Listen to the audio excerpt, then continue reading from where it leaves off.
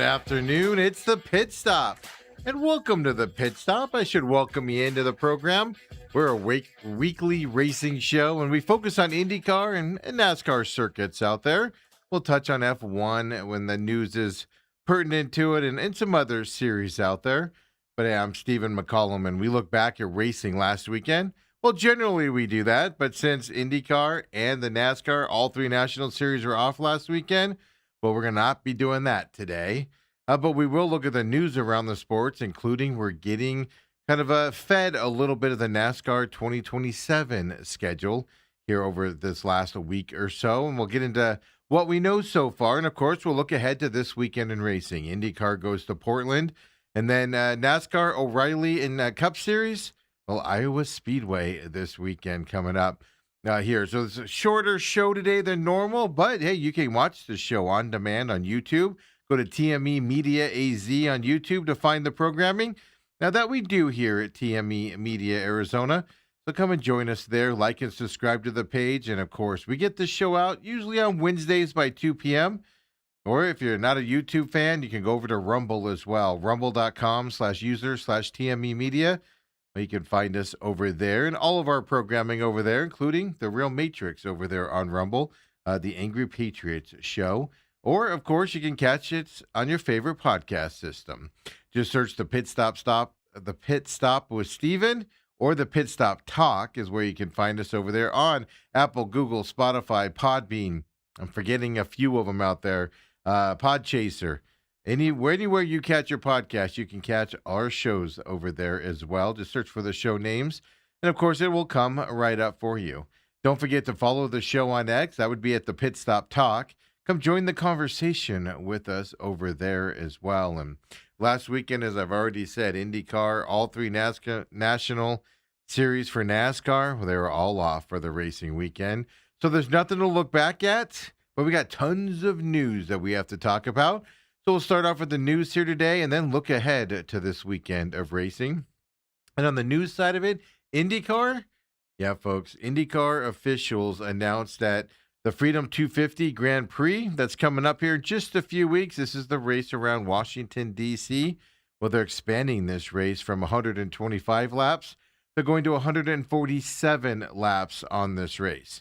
So they're creating a true 250-mile race here coming up around Washington, D. streets, of course, goes around the streets of the nation's capital. The Freedom 250 Grand Prix will officially live up to its name on Sunday. It comes up on August 23rd, on that Sunday, I should say. Drivers will compete. It's a 1.7-mile, 7-turn street circuit winding through the historic streets of Washington, D.C.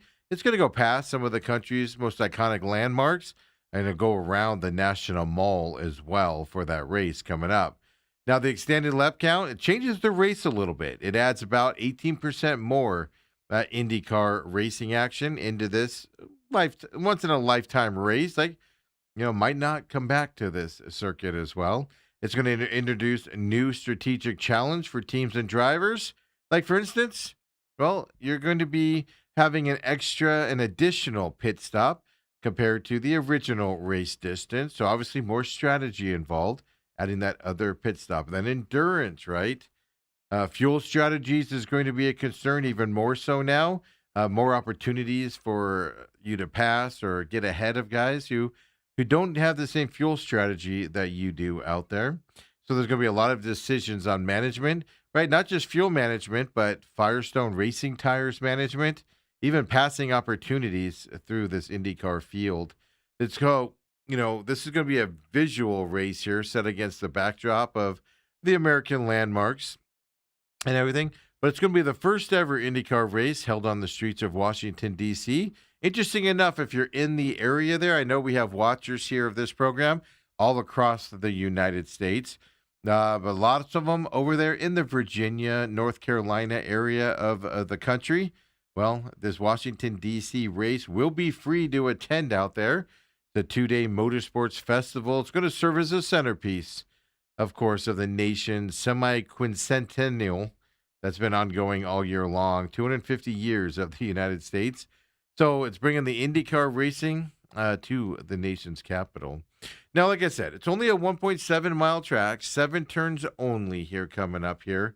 But adding these extra miles is going to bring a lot more strategy involved to see who can win this historic race out there. So I like the idea of making it a 250-mile race, adding that strategy because look, fuel management, we've seen it in races already this year in the IndyCar circuit. Fuel management can win you or lose you the race, though, not to mention the tire situation.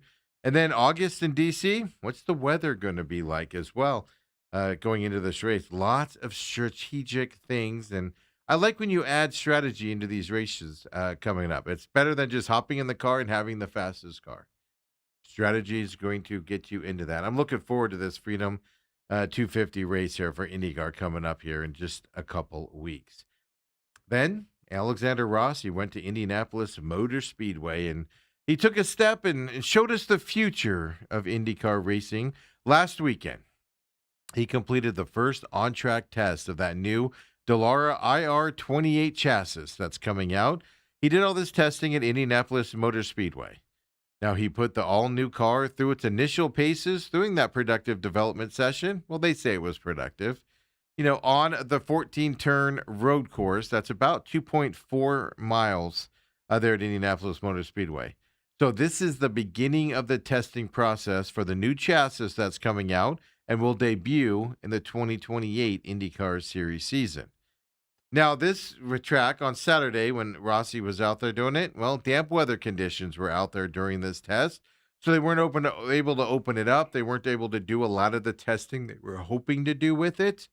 But I'll tell you this, Rossi, when he got out of the car, he said it's like Christmas morning. It was his exact quote.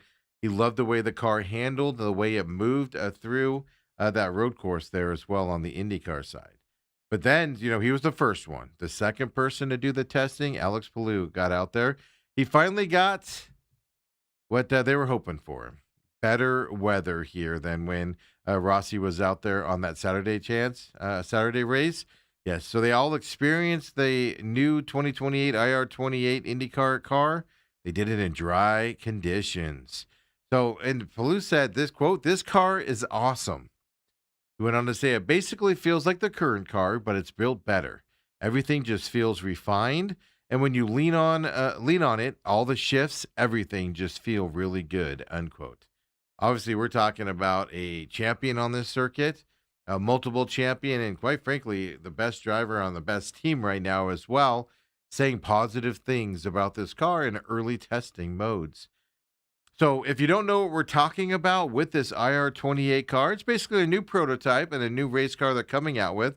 They're going to roll it out in the 28 season as well.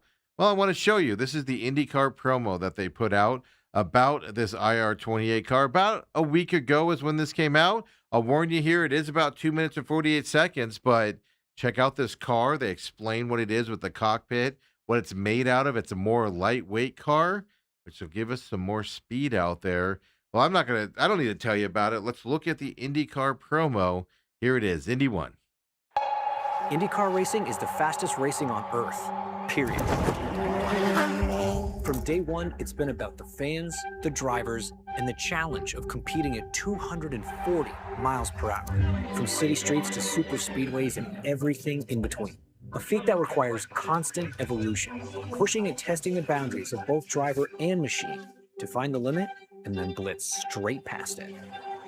Now, this tradition of unbridled speed, innovation, and downright badassery races forward once again. Meet the IR28.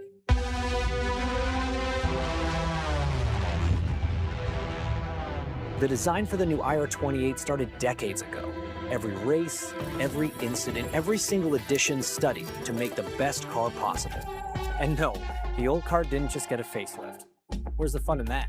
This rocket ship on wheels was redesigned and rebuilt from the ground up to give us a car that increases top speed, allows for more on-track action, and keeps the drivers safer than ever. New gearbox, new hybrid system, new chassis design, maybe even some new track records. Right away, you'll recognize the silhouette as unmistakably IndyCar.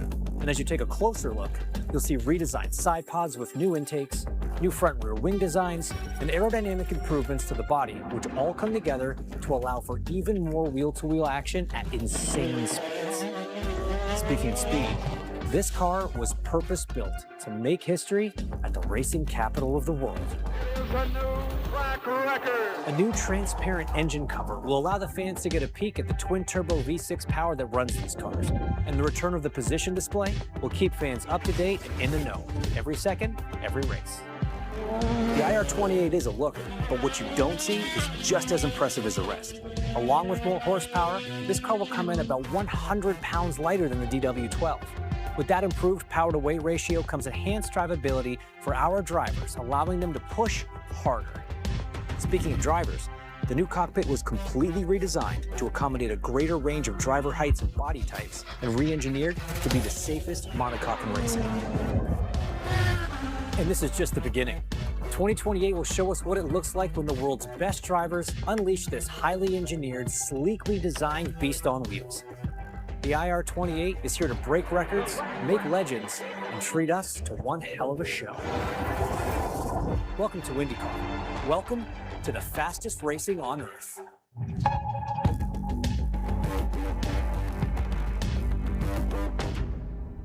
What a promo there for the new IR28 car coming out.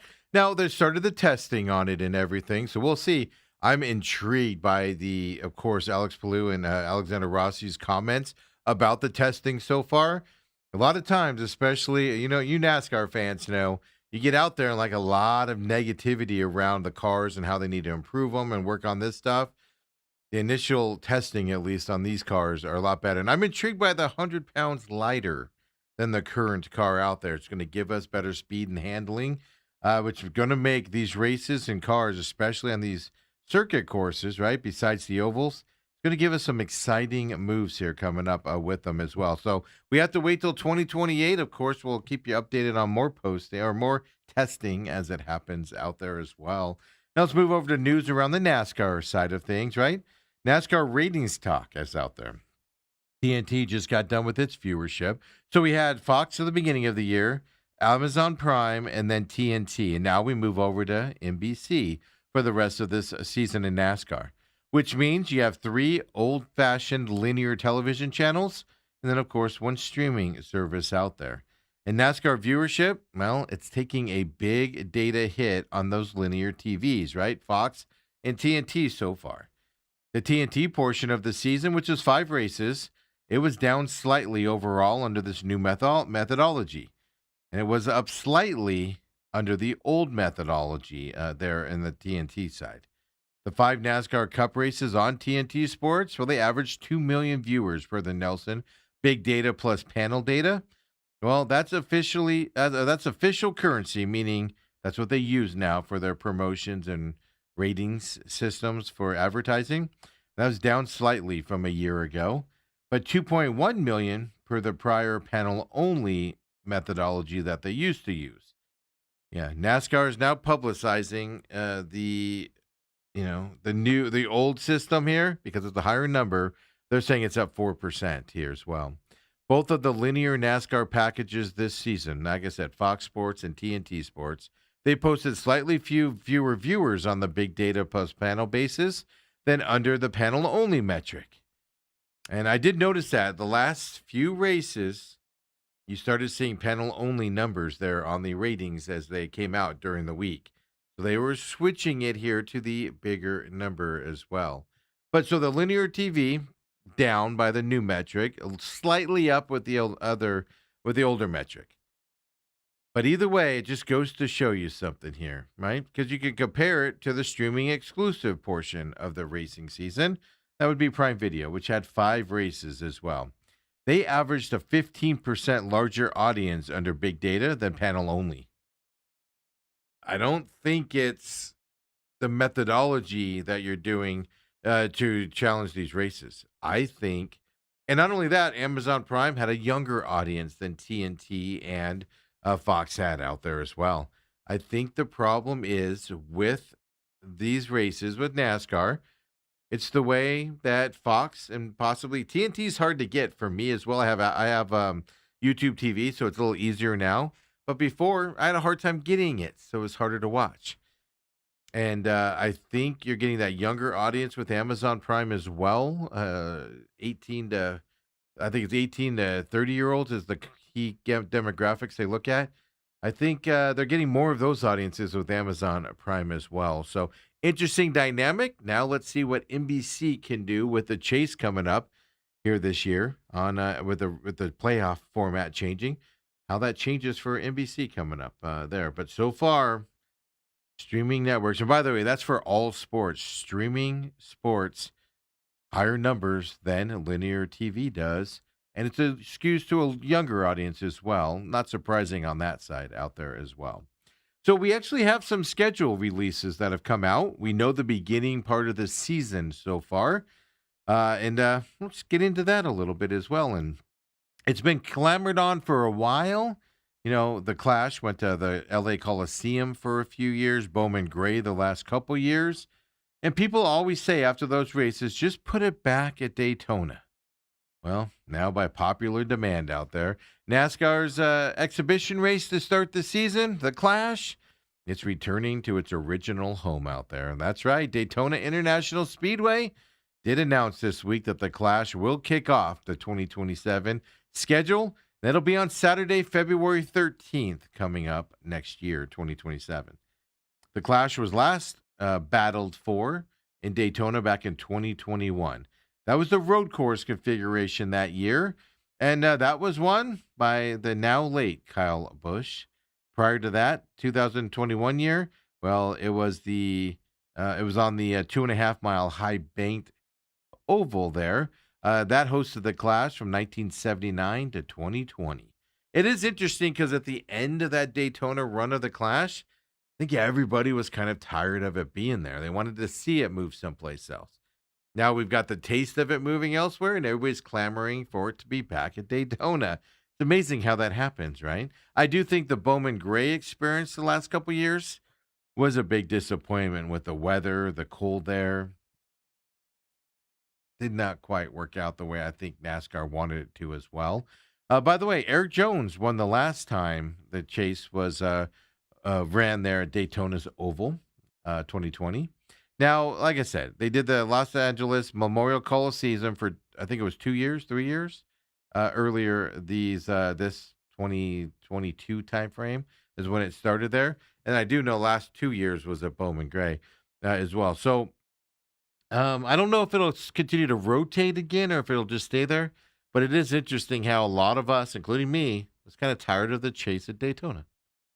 Yeah, keep it there, right? Moving forward. Also, with that announcement of the Clash, well, the Daytona 2027 schedule was announced. Obviously, the Clash, February 13th, and that rolls right into coming up at the 69th running of the Great American Race, the Daytona 500. That, of course, will be the following Sunday, February 21st, there at Daytona. They also announced their second date next year's schedule. Yeah, the August weekend at Daytona will take place August 27th through the 28th there at Daytona. So right into the Clash into Daytona. Then when they get done with that, well, they're going to go to Echo Park Speedway there in Atlanta, outside of Atlanta. So Echo Park Speedway will once again host that second points paving race of the year.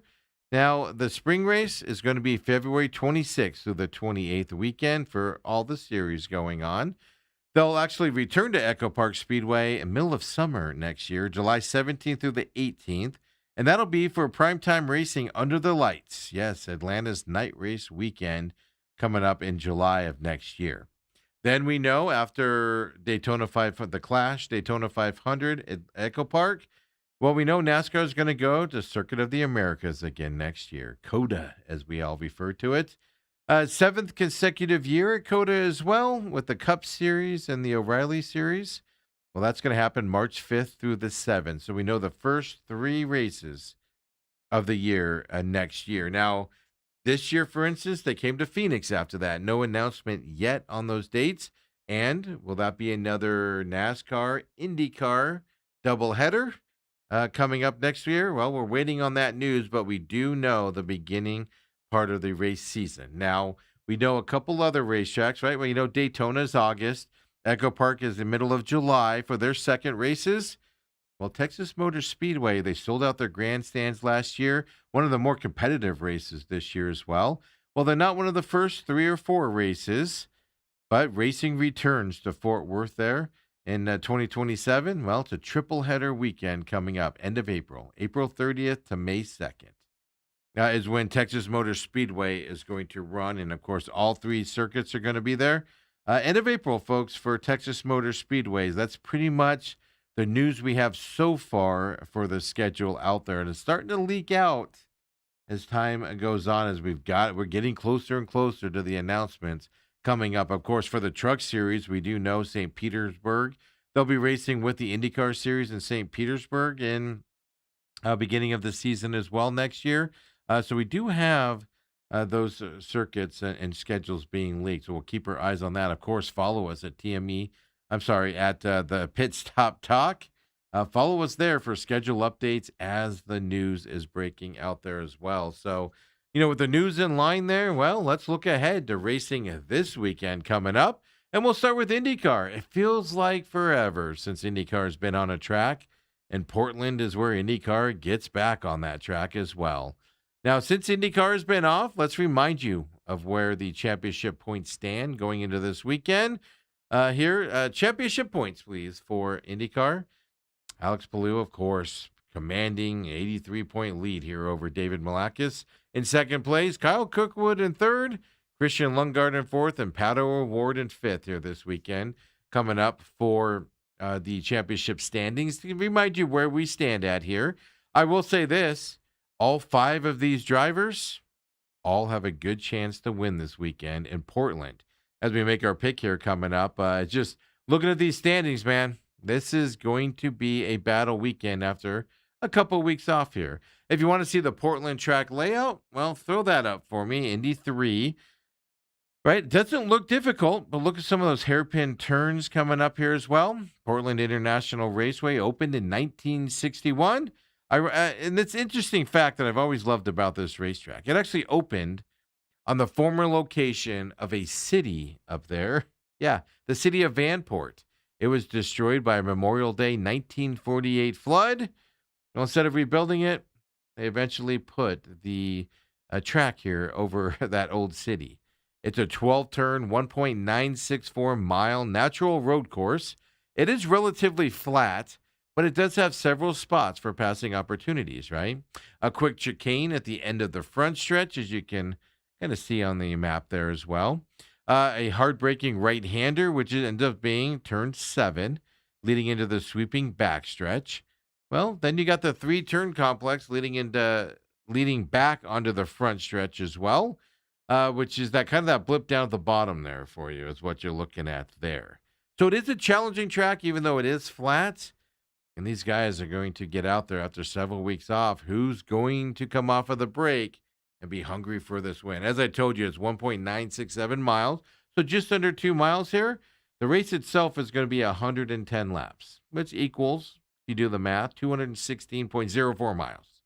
What we're looking at. Qualifying for the IndyCar race is Saturday, 7 p.m. Eastern, 4 p.m. out here for us in the west side of the country.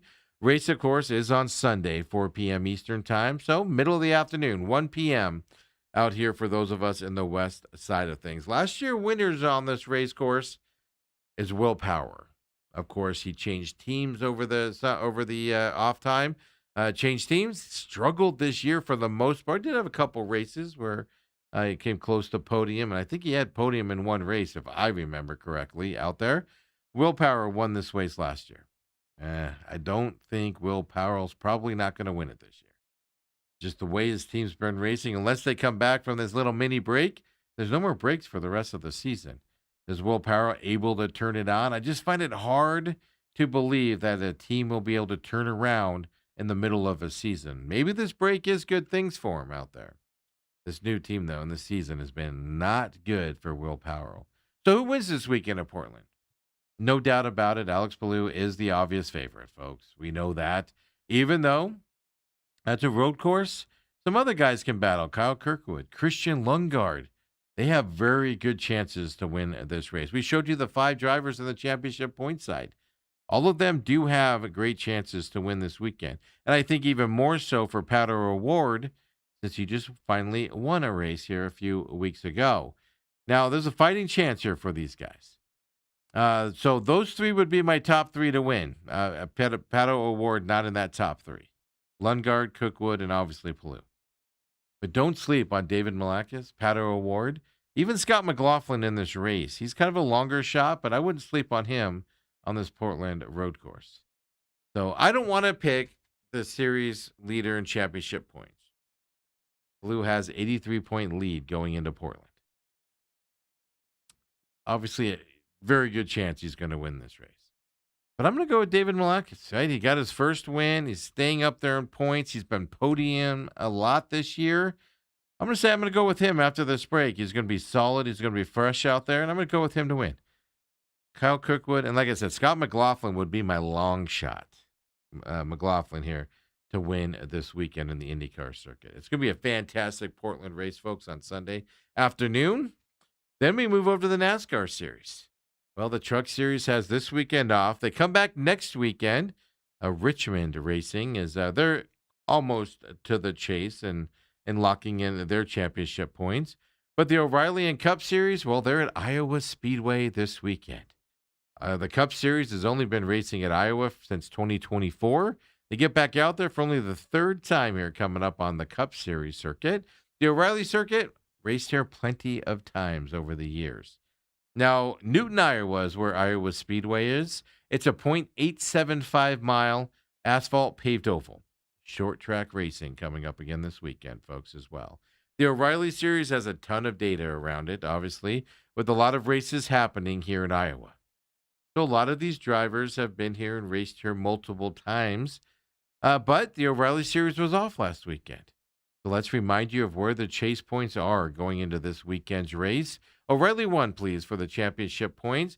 We know Justin Allgaier, Carson Kvapil, Jesse Love, Sheldon Creed, Corey Day, Brandon Jones, and Austin Hill have all clinched a spot in the chase with just a few races to go before the chase begins. Sammy Smith, Parker Reslev, now Sammy Smith's 98 points up. He's going to make the chase here. I don't know if he can clinch this weekend, depending on how he runs. I do think Sammy Smith will be into the playoffs. I do think Parker Reslev, more likely than not, will get into the chase as well with his 59-point lead over the cut line. But if he has a couple bad races, that could get a little hairy for him as we go on. But then there's more questions here for Sam Mayer in that 10 spot, Brent Cruz in the 11th spot. And Brent Cruz is my favorite young driver on this circuit. Taylor Gray, obviously a big threat here as well, only 7 points up on that cut line. And those final three drivers there. Then on the outside looking in, William Swalwich, I'll tell you this. I think William Swalwich is getting into this playoff. So who's going to get knocked out? Taylor Gray or Brent Cruz is kind of the question. Roger Caruth, 20 points out, can obviously make a run and get into that. But anything else? Ryan Sieg, 70 points out. Anthony Alfredo, 121 points out. I'm not going to say it's impossible because they still have a fighting chance. Not likely to get into that spot. So we have 5 drivers, in my mind, battling for 3 spots coming up here. And Roger Caruth is close on that edge to where he's about to work himself out of that battle. So it's going to be fascinating watching who gets in and who gets out here on this O'Reilly Series. And it starts this weekend at Iowa Speedway as well. So who comes out of the off week and they're ready to go at Iowa on this small, fast track here for them coming up? Obviously, junior motorsports drivers are people you look at. I'm specifically talking about Justin Allgaier, all right, the series leader right now as well. He's the favorite going into this race. Now, Ross Chastain comes down from the Cup Series to run at Iowa in the O'Reilly Series. You've got your normal guys, Jesse Love, Carson Kvapil, who just won his first race a couple weeks ago. We'll talk about him in just a second. But don't sleep on guys like Sam Mayer. You just saw the championship points, and he needs some momentum out there to keep going. Well, Sam Mayer's the defending race winner here at Iowa coming into this race. I do like, to tell you honestly here, it might not be my pick. You have to stay tuned for that. But I do like Sam Mayer a lot this weekend. So do I stick with him on the pick, or do I go with somebody else who's with some experience that could get into that victory lane here after this Iowa race? Carson Kvapil just got his first win in the O'Reilly Series.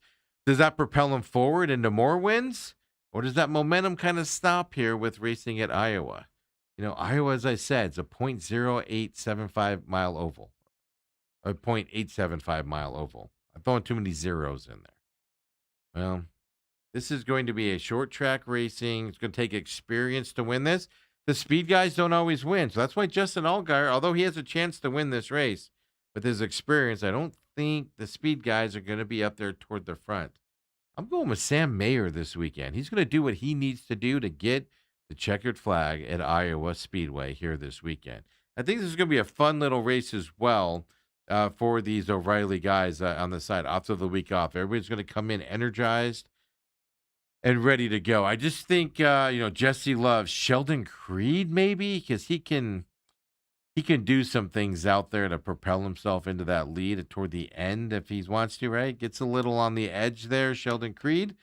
He'll take that type of a move. Don't sleep on Corey Day. If I had a long shot this weekend, it would be him or Austin Hill winning this weekend on a long shot, guys, as well. Besides Sam Mayer out there, who is my pick. Now the Cup guys get to Iowa on Sunday as well. Really quick here, let me remind you here. I didn't talk on it from that perspective. The O'Reilly Series Saturday, 5 p.m. Eastern Time, 2 p.m. out here on the West Coast for those of us out here in terms of the race on Saturday. Now, if you want to watch practice, it'll be Saturday, 11:30 a.m. Eastern to 12:20 p.m. Eastern Time. So 8:30 to 9:20 a.m. out here for those of us on the West time zones. Qualifying will be Saturday afternoon, of course, 12:35 to 1:30 p.m. Eastern. So 9:30, 10:30 is that time frame for qualifying on Saturday for the O'Reilly race out there. And I apologize, I forgot to let you guys know about that coming up this weekend. Then, of course, the Cup Series comes up on Sunday.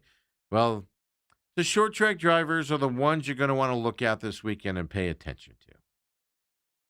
The speed guys, right? The guys that don't like to mix it up a little bit, probably ignore this weekend if you're picking a winner.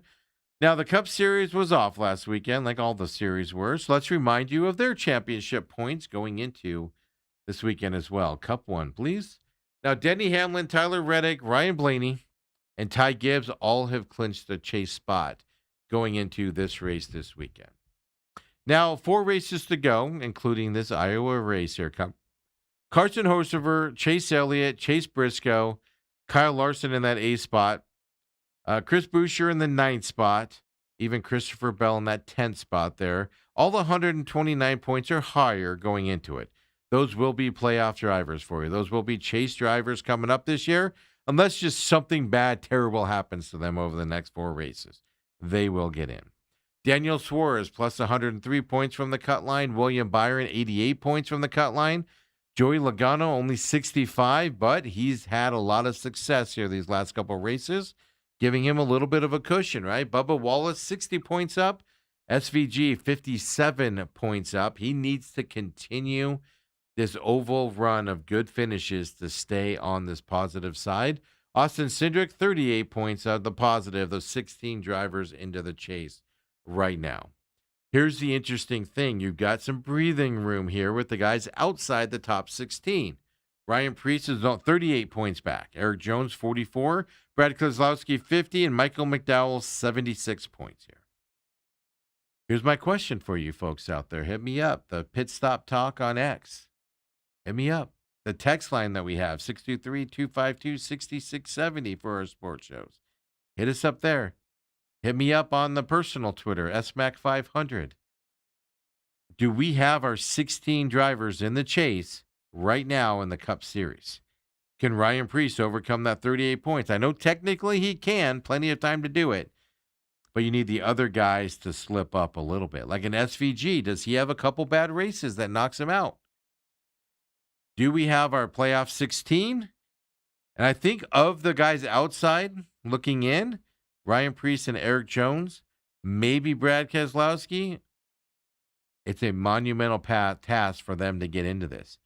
I'm thinking more and more, we have our 16 drivers for the chase coming up, folks. Do you agree with that? Conversation is what we have to talk about. Now, this weekend, Joey Logano, Christopher Bell, Ryan Blaney, well, they've really piqued my interest at winning coming up at Iowa this weekend with the type of racetrack it is. Now, but don't sleep on Chase Briscoe. I'm even going to give Ty Gibbs this weekend a chance to be there at the end and win with this short track out there. Now, I've got stats for you coming up, but before I do, let me give you the race information and practice and qualifying so you have that. I don't forget that like I did O'Reilly Series. Obviously, the race is this Sunday at Iowa Speedway, 3:30 p.m. Eastern, so 12:30 out here for those of us on the Pacific time zones as well. Now, like I said, it's NBC takes over the racing this weekend, but it's on USA. Don't forget that's what NBC does on the USA Network. So look for USA for the racing this weekend as well. Practice qualifying is on Saturday, 2 to 4 p.m. Eastern time, so 11 a.m. To 1 p.m. our time out here on the West Coast. And that happens on True TV for those of you that want to watch practice and qualifying coming up this Sunday as well at Iowa Speedway for the Cup Series. Now, I got some stats for you here. Now, keep in mind, only 2 races here in the Cup Series since 2024, right? Before that, Cup Series didn't race here. Limited statistics to look at and rely on. But all-time drivers in the top 5s, Ryan Blaney, top 5s in both of the races. William Byron, folks, I haven't even mentioned him yet.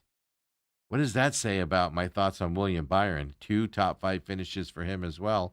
Brad Keselowski, Chase Briscoe, Chase Elliott, Christopher Bell, Ricky Stenhouse Jr., and Ryan Preece. Some guys needing to make some moves here, right? And the playoff points, well, they each have a top 5 finish between them as well, battling it out. So can they continue that, of course, into this weekend at Iowa Speedway? And like I said, not a lot of statistics and what to look at here for these guys and these Cup drivers racing here coming up. But kind of gives us an idea of what to expect this weekend. Then we get the all-time lap leaders here. Obviously, 2 races is what most of these guys have raced here. There's a few people that didn't race here, 1 year, for instance, like Connor Zilic hasn't raced here in the Cup Series, so you're not going to find him on these types of stats and everything. But all-time leaders here in terms of lap leaders, Ryan Blaney, who I really like this weekend. In his 2 races, he led 230 of his 700 completed laps. So that's the laps to finish those 2 races. He's led here at Iowa Speedway 33% of the time. William Byron second in his 2 races here. 141 laps led out of 700. 20% lead time.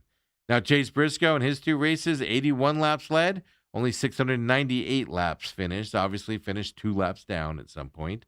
There, 12% lead time. Kyle Larson, is this the weekend Kyle Larson starts his winning ways again? Kyle Larson in his 2 races led 80 laps here and only 664 laps ran. 700 being the maximum amount you could have run. 12% lead time for him as well. Then Brad Keselowski needs to start making some moves. Has led 73 laps here out of 700 for him. Only 10% roughly. Josh Berry, 32 laps led. Austin Cindric, 20 laps led. Chris Buescher, 16 laps led. Chase Elliott, only 12. And this is interesting because I put Chase Elliott as a guy to watch this weekend. In his 2 races, he's only led 7 of 700 laps at Iowa Speedway. Does that mean Christopher Bell, I shouldn't have him as a short track racer? I shouldn't have him in this race, right? Under a mile track? Do we put him into this category as a chance to win this weekend? I'm still going to do it, but these stats kind of wake you up a little bit, right? For that 7 laps led out of 700. Yes. Now, so limited statistics at Iowa to look at. Like I said, 24, 25, and then this is the 3rd year as well. I gave you the stat there. Kyle Larson's on the laps led category. Is this the weekend he can get a win and kind of change his fortunes in terms of the winner's circle? He hasn't won, I think, since Kansas in 2025, if I remember correctly? Yeah, I don't think so. There's just something off with that team here as well. I do firmly believe the winner is going to come from Blaney, Logano, or Christopher Bell this weekend. Back of my mind, though, Denny Hamlin always raced these little racetracks like this, like North Wilkesboro, really well. Denny Hamlin has. And Denny Hamlin can win this racetrack as well.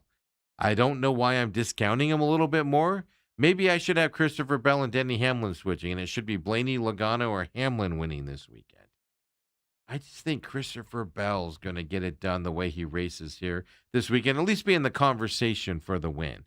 And then Chase Briscoe, right? So Denny Hamlin and Chase Briscoe, I have them in a second tier possible winners here this weekend, but they're both absolutely 1,000% capable of winning this weekend on this 0.8 mile track here this weekend. Hamlin and Briscoe are going to be my possible winners, is what I'm calling them. That basically means I wouldn't be surprised if they won, but I don't have enough confidence going into this race where I'm going to pick them. And Denny Hamlin is the one I'm not sure if that's the one I'm missing. He's the one I'm kind of discounting a little too much there. And am I putting too much faith in Christopher Bell this weekend is kind of the bigger question. Well, I'm going to go with this, man. Ryan Blaney dominates this racetrack. I gave you the laps led and all of that. Ryan Blaney is going to win this weekend at Iowa, and if he doesn't do it, where's Joey Logano at? Watch for his teammate there, Joey Logano. He won a couple weeks ago at North Wilkesboro for that points race. That catapults him into some positive. He's resurging here. And the NASCAR side, so much side, I saw an article just typed up about Joey Logano and his momentum going forward. The headline was Logano's momentum is not a fluke. And it was reading into that. So Logano, Blaney, I'm putting Christopher Bell in their category. Denny Hamlin, Chase Briscoe, not too far, but just below them coming up this weekend. But Ryan Blaney is going to be having the checkered flag this weekend here coming up at Iowa Speedway. Folks, this is a fun little race. Is it my favorite racetrack out there? No, it's not. It's fairly new. It's short. I'd rather see another mile and a halfer kind of get into this deal. But it is going to be better than any street race or road course that we can put onto this as we go into this racing as well. Plus, I kind of like the idea of tracks where you haven't raced at 100 times. Right? Only been there a couple times on the Cup Series. So I'm really looking forward to this weekend's in racing coming up as well. Hey, next week we'll be back, of course, look back at Iowa racing in Portland as well. IndyCar. Like I said, no more weeks off here. Can anybody catch Alex Blue in his championship run as well? Next weekend, I believe, so we got Washington in 2 weeks coming up for IndyCar. Next weekend, we're going to Markham coming out. Indy at Markham, that'll be Markham, Ontario, we'll look ahead to. Next weekend, then Richmond for the NASCAR Series coming up as well. We'll look ahead to. So coming back and join us next week. Don't forget, like, subscribe to our YouTube channel, TME Media AZ, or, of course, on Rumble, rumble.com/user/TME Media, where you can find us over there. Don't forget also the free podcasting systems, like and subscribe, the Pit Stop there. Don't forget X as well, Pit Stop Talk. Come join the conversation. And also our parent company, our company that does all this work, TME Media AZ on X as well, folks. We appreciate you joining us here for this edition of the Pit Stop. We'll see you next week, everyone. Have a great racing weekend.